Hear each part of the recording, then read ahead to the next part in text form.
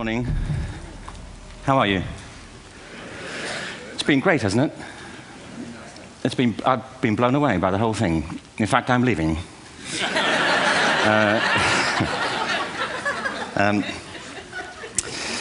There have been three themes, haven't there, running through the conference, which are relevant to what I want to talk about. One is the extraordinary evidence of human creativity in all of the presentations that we've had and in all the people here. Just the variety of it and the range of it. The second is that it's put us in a place where we have no idea what's going to happen in terms of the future. No idea how this may play out. So I want to talk about education, and I want to talk about creativity. My contention is that creativity now is as important in education as literacy, and we should treat it with the same status. Thank you.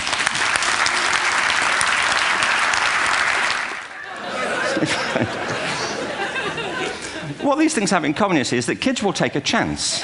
If they don't know, they'll have a go. Am I right?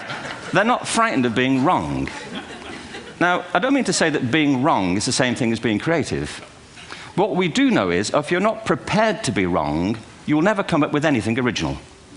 If you're not prepared to be wrong. And by the time they get to be adults, most kids have lost that capacity. They have become frightened of being wrong. And we run our companies this, by the way. We stigmatize mistakes.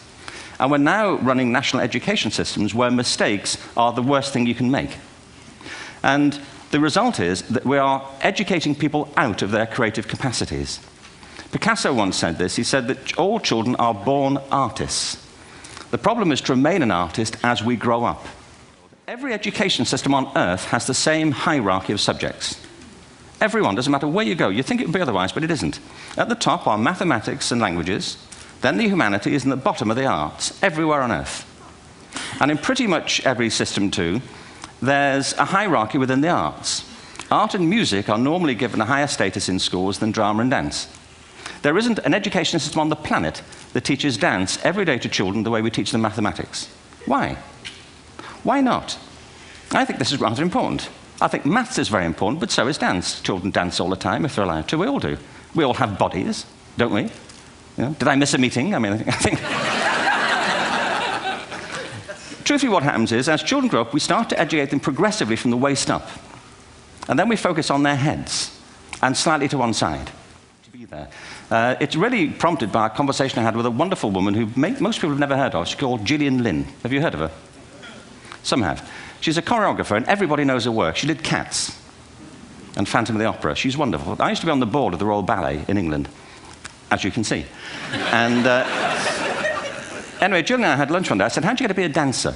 And she said it was interesting. When she was at school, she was really hopeless. And the school in the 30s wrote to her parents and said, we think Gillian has a learning disorder.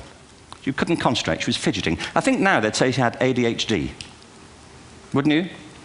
But this was the 1930s, and ADHD hadn't been invented, at this point, so it wasn't an available condition. People weren't aware they could have that. Anyway, she went to see this specialist.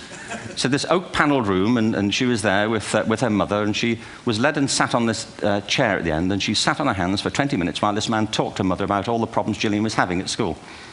And at the end of it, because she was disturbing people, her homework was always late and so on, little kid of 8, in the end, the doctor went and sat next to Gillian and said, Gillian, I've listened to all these things that your mother's told me. I need to speak to her privately. So he said, wait here, we'll be back. We won't be very long. And they went and left her. But as they went out the room, he turned on the radio that was sitting on his desk. And when they got out the room, he said to her mother, just stand and watch her. And the minute they left the room, she said she was on her feet, moving to the music. And they watched for a few minutes, and he turned to her mother, and he said, Mrs. Lynn, Gillian isn't sick. She's a dancer. Take her to a dance school. I said, what happened? He said, she did.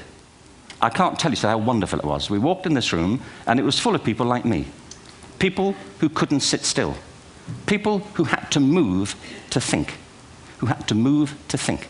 They did ballet, they did tap, they did jazz, they did modern, they did contemporary. She was eventually auditioned for the Royal Ballet School. She became a soloist. She had a wonderful career at the Royal Ballet. She eventually graduated from the Royal Ballet School, found her own company, the Gillian Dance Company, met Andrew Lloyd Webber. She's been responsible for some of the most successful musical theatre productions in history. She's given pleasure to millions, and she's a multi-millionaire. Somebody else might have put her on medication and told her to calm down. Now, I think